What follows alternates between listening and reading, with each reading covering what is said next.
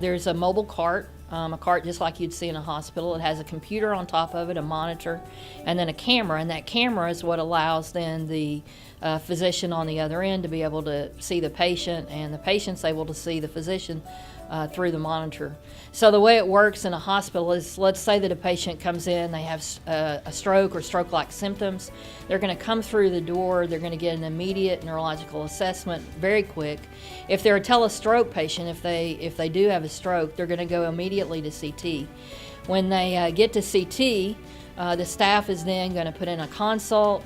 It goes electronically to Patronus, our telestroke provider, and then they come on the line. And they show up by the time the patient is through with the CAT scan on the video, ready to talk to the patient and family. As a teleneurologist service, what basically we do, we try to bridge the communication between the sophistication that Baptists offer to this patient to the local facilities. So we deploy several vascular doctors or doctors specialized in stroke to several Baptist system facilities, evaluate the patient, and then help with that patient needs further care. We work as a triage, we work as a bridge, as a communication there. The stroke neurologists, whether it's a telepresence or on-site, work together based on protocols which are developed and implemented either electronically or in real time, boots on the ground. And that's really the core idea of teleneurology. It should be implemented in the same way as a doctor at the bedside. So our patients really don't notice a difference whether they're being seen through the video screen or with one of our doctors at the bedside. So the patient and family, what's nice for them is that now they have a physician in front of them, and we've found that patients respond to the physician in the computer the same as they do really to a physician in the room. And so the physician's able to talk to them, get their background information, and then begin treatment.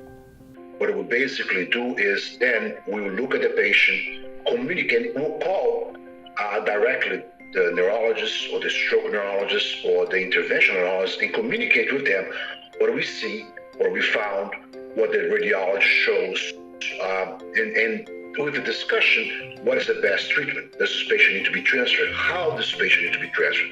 Could there be something transferred by an ambulance, or does it need a helicopter? So we help to facilitate that. The idea with teleneurology is it really shouldn't matter whether you're interacting with a physician who's in your room physically or via telepresence.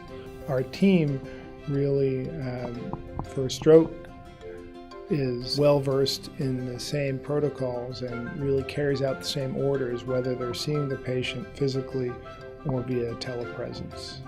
Well, the importance for the Baptist system and really across our country is it allows hospitals that are tertiary care centers to be able to connect all of their regional hospitals together under one platform. And so for us, it gives us the advantage by being able to take care of patients in our regional hospitals with an evidence-based approach with specialists that are trained in stroke care that wouldn't be available otherwise. So for our rural hospitals, it's very difficult to recruit specialists to those locations.